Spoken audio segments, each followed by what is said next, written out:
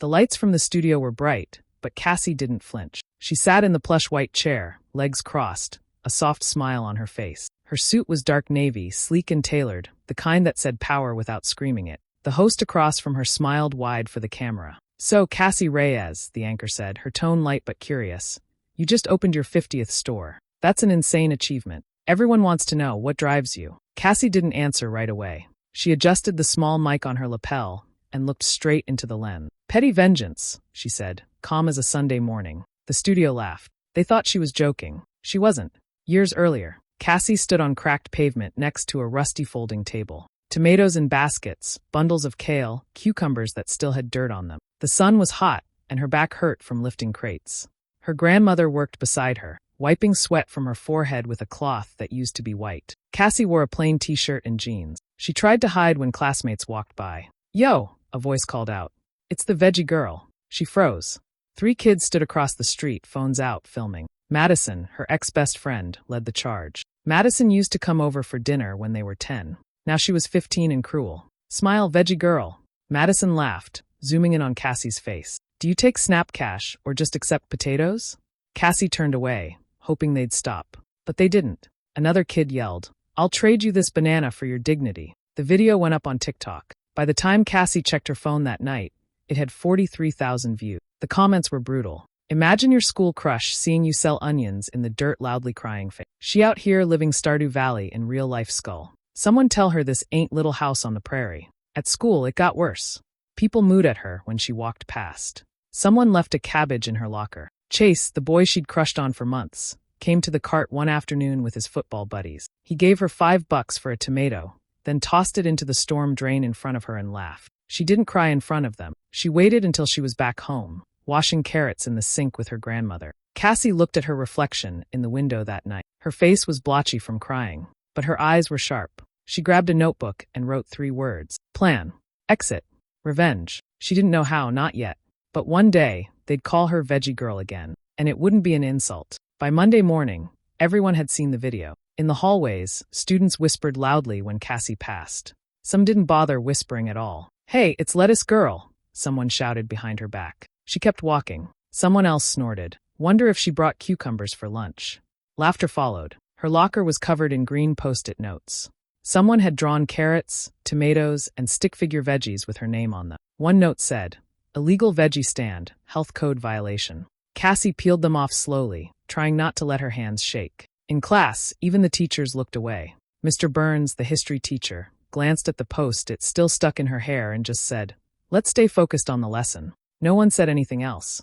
At lunch, she sat alone. Her old friends had stopped talking to her since the video blew up. Madison ruled the friend group now, and anyone who even looked at Cassie got frozen out. Madison had posted a new story that morning, a blurry picture of Cassie and her grandmother at their market cart, with the caption, "But they don't even have green cards nail polish." People reposted it. Some laughed. A few believed it. Cassie didn't even know how to fight back. It felt like no one cared if it was true or not. That afternoon, she was helping her grandmother again. She stacked cabbages, lined up tomatoes, brushed the dust off the table. Her grandma hummed softly beside her, not knowing the full extent of what was happening at school. Then Chase showed up. Cassie's heart skipped for a second. He was holding a soda and smiling. "Hey," he said casually, "I'll buy some stuff. Gotta eat healthy, right?" He handed her a $5 bill. She gave him a small paper bag of produce. He turned to his friends, grinning. "Check it out, guys," he said, lifting the bag like a trophy. Then he walked slowly to the nearby trash bin and dropped the entire bag in, like it was garbage. "Oh no, my vitamins," he mocked, clutching his chest. His friends howled with laughter. One of them shouted, "Trash belongs with trash." Cassie felt frozen. The sun was hot, but her whole body went cold. Her grandmother didn't see. She was busy giving change to another customer. That night, Cassie cried into her pillow. Her chest felt heavy, like she couldn't breathe right. Her grandmother sat on the edge of her bed, brushing Cassie's hair with her fingers. "They laugh now," she said gently in Spanish, "but one day they will wish they had your strength." Cassie stared at the ceiling. Her eyes burned. Her throat ached. She reached for her notebook on the nightstand. She flipped past the first page, where she'd written, "Plan. Exit. Revenge." Then she added a new word underneath it, "Legacy." Cassie stopped crying after a while. She still felt the pain, but now it sat deeper, heavier, like a quiet engine running inside her. It pushed her to work harder. She kept helping her grandmother every day after school. They woke up early on weekends to go to the farmer's market, loading crates of vegetables into their old pickup truck. Cassie learned how to pick the best crops, how to price them, how to deal with customers. She watched closely when her grandmother bartered with other vendors or explained how weather affected harvests. She asked questions. She took notes. At night, when she finished homework, Cassie read about small business strategies, supply chains, and how to build a brand. She taught herself how to use Excel and made spreadsheets for inventory. She made a simple logo with free software, just a carrot with a smile. She called it Farm to You Fridays. It started as a side project during her senior year. Every Friday afternoon, she packed bags of vegetables from her grandmother's garden and delivered them to a few families around town, ones too busy to shop, or older folks who didn't drive much. She made handwritten labels, listed what was inside each bag, and included easy veggie recipes she found online. Most people ignored it. Some laughed. Madison posted a screenshot of Cassie's flyer on her Instagram with the caption, "Look who thinks she's Amazon now, face with tears of joy." Cassie didn't reply. She just worked. Then, one Saturday morning, something changed. A woman named Rachel Miller, whose 2 kids went to Cassie's school, posted on Facebook, "Just got my first delivery from Farm to You Fridays, and I'm honestly amazed. Fresh, affordable," and she included a recipe card for zucchini bread. "Support local, folks. This girl is going places." Within hours, the post had over 200 likes. People commented asking how to sign up. Cassie's DMs filled with orders. By Monday, she had 12 new families on her list. The same kids who used to mock her now scrolled past her post quietly. Some even followed her page. One girl from class asked if Cassie could deliver to her grandmother. Cassie didn't smile much, but that day she did. She expanded her Friday delivery route. She created a basic website using a free template. Her grandmother helped her prep vegetables all Thursday night. They worked side by side in the kitchen, laughing softly when the lettuce overflowed the bags. Cassie still didn't forget the mockery, the trash can incident, or the names. But now her hands were full. Her mind was busy. She updated her notebook. Plan. Exit. Revenge. Legacy. Underneath, she wrote, "Build quietly. Let success be loud." Cassie didn't expect much from the small brown bag she left on a stranger's porch. It was part of a Friday delivery like all the others. Fresh carrots, tomatoes, a few ears of sweet corn, and a recipe card for corn chowder. The order came through her website with no message, just a name, Jules Eats. She had no idea who that was. 2 days later, everything changed. On Sunday morning, Cassie woke up to dozens of notifications. Her phone buzzed nonstop. She opened Instagram and saw a new post going viral, an overhead photo of her produce spread out on a rustic kitchen table. The caption read, "This isn't sponsored. I just had to share. Got this veggie bundle from a local delivery girl, and it's fresher than anything at the store." She even included handwritten notes and a zucchini cookie recipe. "Support this girl. Rooted. Real. Respect. At Jules Eats." Cassie blinked, then looked again. Jules Eats had over 200,000 followers. By lunchtime, Cassie's website crashed. People from nearby towns messaged her asking how far she delivered. One woman wanted 10 bags for a baby shower. Another asked if Cassie could teach a veggie class at her community center. Even a reporter emailed her about an interview. Cassie sat at the kitchen table, staring at the screen. Her grandmother handed her a mug of tea and smiled. "This is the moment," she said softly in Spanish. "Now you grow." That week, Cassie rebranded. She updated her site, created a real logo, and changed the name from Farm to You Fridays to Rooted Goodness. It felt stronger, cleaner, like something that could live on a store shelf someday. She bought craft paper packaging, printed stickers, and added a slogan, "Grown with grit, delivered with heart." But as her success grew, so did the noise. Madison and Chase didn't stay quiet for long. They posted a parody video online, acting like fake farmers. Madison wore overalls and fake dirt on her cheeks, talking in a bad accent. Chase pretended to cry while holding a bunch of wilted lettuce. "Welcome to Rooted Badness," Madison said into the camera. "Our veggies are emotionally damaged, just like the girl who sells them." They laughed, but the internet didn't. People in the comments turned on them fast. "You bullied her in school, and now you're still obsessed? Pathetic. Supporting Rooted Goodness just because these two exist." Meanwhile, Cassie's out here building a business, and y'all are doing TikTok skits. Grow up. Orders doubled again that week. Cassie didn't reply. She didn't need to. But she took screenshots of everything, every insult, every fake apology, every post Madison and Chase deleted later. She made a special folder on her desktop and labeled it, "Receipts for later." Cassie had learned one thing for sure. Nothing grows better than a seed planted in the dirt people threw at you.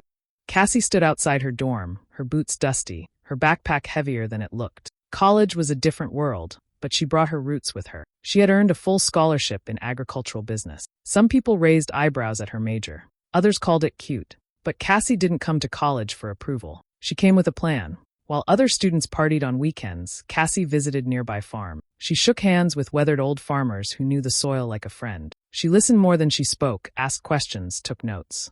In class, she sat in the front row and kept her laptop full of business models and crop pricing charts. By her second semester, she had a small network of organic growers. One night, while sketching ideas on a napkin, the name came to her. CropCart, a mobile app where local farms could list fresh produce and customers could order with one click. No middlemen, no markup. Just real food, straight from the dirt. She pitched the idea in a startup challenge at school. Most of the other projects were sleek tech apps with fancy logos. Cassie brought in a crate of vegetables and laid them on the table. "This is your supply chain," she said. "I'm just cutting the nonsense." She didn't win first place, but a local investor came up to her afterward. "Let's talk," he said. Within 6 months, CropCart was live in 3 towns. Meanwhile, back home, things looked different. Cassie heard through a friend that Madison had dropped out of college. Apparently, she'd been caught using someone else's work in a group project and got reported. The school didn't tolerate cheating. And Chase, he'd tried to launch some drop-shipping business online, selling cheap gadgets from China, but it flopped. Bad reviews, missed orders, and poor customer service sank it in under a year.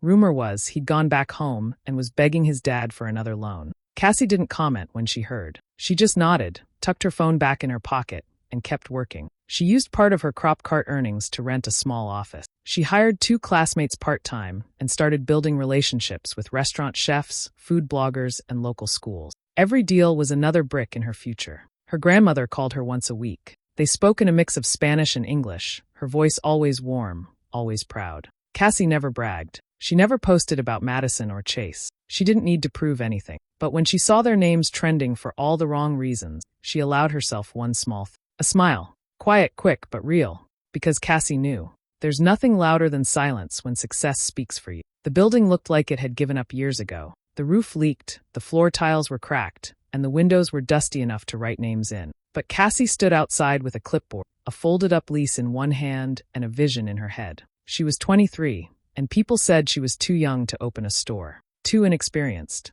Too idealistic. But she signed the papers anyway. The store had once been a neighborhood grocery. It had been closed for years. People passed by without even glancing at it. Cassie saw more. With her CropCart earnings and a small loan, she began renovations. She kept costs low, painted the walls herself, scrubbed floors on her knees, and called in favors from farmers and friends. Her grandmother brought tamales for the workers. She renamed the space Rooted Goodness Market. Local, fresh, honest. Opening day came fast. People said it wouldn't last. But when the doors opened, the sidewalk was full. Moms with kids, old ladies with walkers, college students, TikTok foodies, all lined up outside. A few carried Rooted Goodness tote bags from her old delivery days. Some even wore shirts with her carrot logo. Inside, the air smelled of fresh herbs and wood polish. The shelves were stocked with just-picked vegetables, homemade jams, farm eggs, and even produce from the same garden where Cassie once got laughed at. There was a small corner with recipe cards, a chalkboard menu, and photos of her grandmother planting tomatoes. People didn't just come to shop. They came to support. Halfway through the day, someone walked in wearing oversized sunglasses and holding a phone too obviously. Cassie didn't even blink. It was Madison. She wandered the store slowly, phone in hand, trying to act casual. Cassie noticed her filming the prices, the customers, the bags. Cassie walked right up to her. "Looking for something?" she asked. Madison gave a fake smile. "Just browsing." Cassie looked at the phone in her hand. "You want me to get you a job application?" Madison froze. The woman next to them gasped. Someone nearby stifled a laugh. Cassie kept her face calm. Madison turned and walked out. Later that night, someone uploaded the clip online. It hit 1 million views in under a day. Comments poured in. "The Queen has spoken, clapping hands. From bullied to boss, this is the energy I want in my life." Not her offering a job application to the bully loudly crying face icon. Cassie didn't say anything. She was too busy restocking cucumbers. But when her grandmother came in with a basket of fresh mint and kissed her on the cheek, Cassie whispered, "We did it." The store was just the beginning. And this time, the whole world was watching, for the right reasons. 3 years flew by faster than Cassie expected. Rooted Goodness went from 1 store to 5, stretching across different cities in Ohio. Every location was built the same way, simple, clean, affordable, and filled with food that came straight from farms Cassie knew by name. She didn't care about fancy aisles or shiny floors. She cared about trust. She cared about people being able to feed their families without spending their whole paycheck. At each grand opening, crowds gathered. Some people came because they loved the brand. Others came because they remembered the girl who used to sell vegetables on the sidewalk with her grandmother. Cassie never forgot either. At the third store opening, she added something new, just inside the entrance, mounted on the wall. A black metal plaque. It read, "Dedicated to those who said I'd never amount to anything. Come shop or don't. I'm good either way." Customers took pictures next to it. Some laughed. Some clapped. Cassie just stood nearby, pretending to organize potatoes while trying not to smile. But behind the scenes, she was doing even more. She created a job program inside Rooted Goodness called Fresh Start, a paid training program for teens from tough backgrounds. She offered part-time jobs, mentoring, and college prep. She knew what it felt like to be overlooked. And now that she had the power to help others, she did. Some of the first kids who joined had been caught skipping class or getting into fights. After a few months working at Rooted Goodness, they walked differently, talked differently. They stood taller behind the register. Cassie didn't give lectures. She gave chances. Meanwhile, back in her hometown, Madison was still there. Not in college. Not working. Just floating. Cassie heard from a friend that Madison had tried to start a makeup channel on YouTube. It didn't go anywhere. Chase had been on his third business idea, some crypto scheme that fell apart after the market tanked. He was living with his older brother, according to someone's Facebook update. Cassie didn't follow them, didn't comment. But she saw. Every time she passed that plaque in store number 3, she remembered. Not out of bitterness. Out of clarity. She wasn't that scared girl selling lettuce anymore. She was the CEO of a growing chain, the boss of her own life. And the girl they once called Veggie Girl now signed paychecks. The email came on a rainy Thursday afternoon. Cassie was sitting in her office at the flagship Rooted Goodness store, looking over supplier orders, when her assistant walked in holding a tablet. You're not going to believe who this is from," she said. Cassie raised an eyebrow. "Try me." Her assistant turned the screen around. "Madison." The message was polite, even professional. She said she was looking to rebuild her brand, wanted to collaborate with strong local women in business, and thought Rooted Goodness would be a perfect fit. Cassie didn't answer right away. 2 days later, a message came from Chase. He pitched himself as a produce distributor with social reach, claiming he could help Cassie expand to new areas. Cassie took a deep breath and smiled to herself. Then she said yes. She invited both of them to her office, separately, for what she called a potential partnership review. She had her assistant prepare NDA forms for them to sign before the meeting began. Just business, nothing personal. At least, that's what they thought. Madison showed up first, dressed in secondhand designer clothes, her voice soft and overly sweet. "It's so good to see you again," she said, sitting across from Cassie at the glass table. Cassie nodded. "Likewise, please sign this." She slid over the NDA. Madison signed without reading. "I've been working on this new wellness angle," she said quickly. "Natural living. Real food. I think we could do something big. Videos, maybe a podcast." Cassie listened. She took notes. She smiled. Then Chase showed up later that afternoon, in a wrinkled button-down shirt and fake confidence. "I got contacts at some shipping centers," he said. "We could scale your deliveries if you cut me in." Cassie let him talk too. Then she cleared her throat and opened a folder. Inside were printouts. Screenshots of TikTok comments, Instagram posts, and DMs. Every cruel thing they had said about her, every joke, every hashtag that mocked Veggie Girl. She read a few aloud. "Should have stayed in the dirt.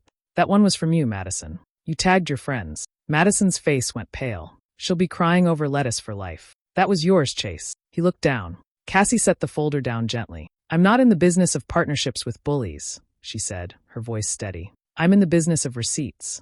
She stood up. "This meeting is over. No collabs. No distribution deals. Just closure." Both of them sat there, speechless. Cassie turned to her assistant. "You can walk them out."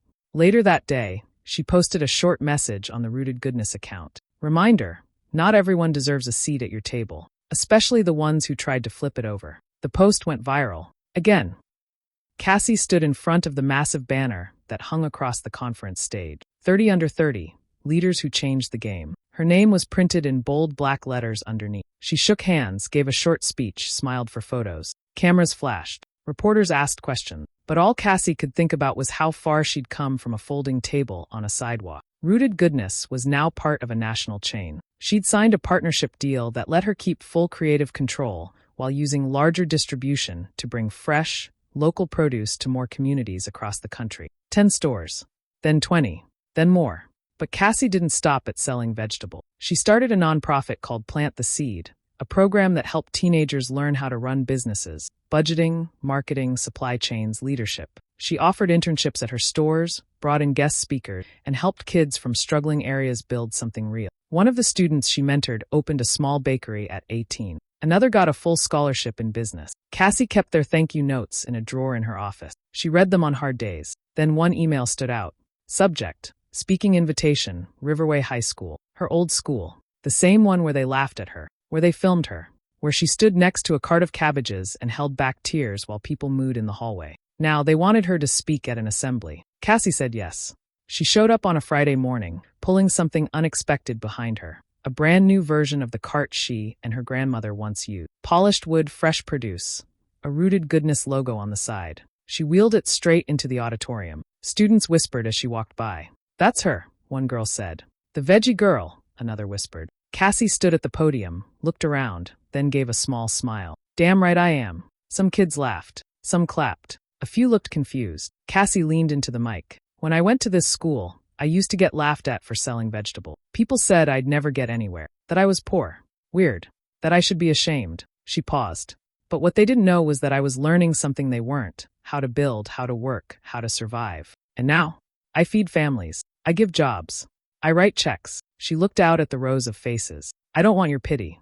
I'm here because someone in this room is being laughed at right now. Someone feels small. If that's you, keep going. You're not small. You're just early." The room stayed quiet for a beat. Then the applause started. And Cassie? She stood tall, right next to her cart, like she always had. The sun was setting as Cassie turned the corner in her sleek white Tesla. The street looked familiar. Old brick buildings, cracked sidewalks, the same bus stop with faded ads. She hadn't been here in a long time. She slowed near a corner store with peeling paint and a crooked closing soon sign taped to the window. That was the rival supermarket, the one Madison worked at now. Cassie didn't need to ask.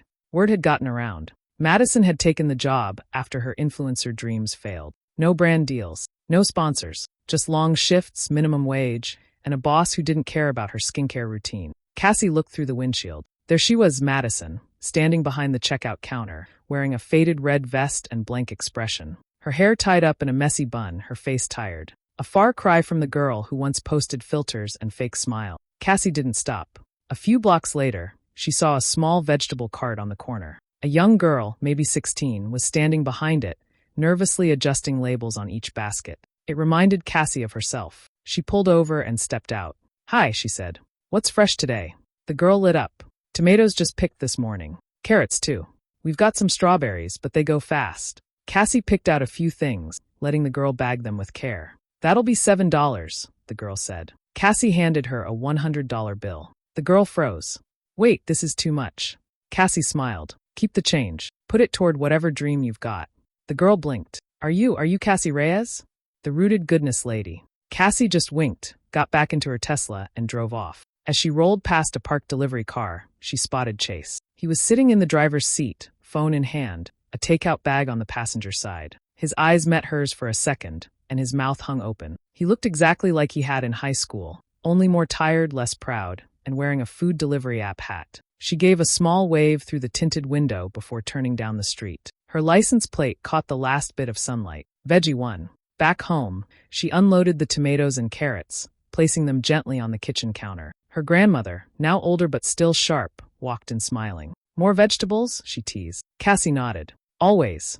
As she washed them under the faucet, her reflection smiled back. "They mock me for selling vegetables," she said softly. She dried her hands on a towel and added, just loud enough for herself to hear, "Now they can't even afford them." Hi besties, thank you so much for watching to the end. Please remember to like, comment and subscribe.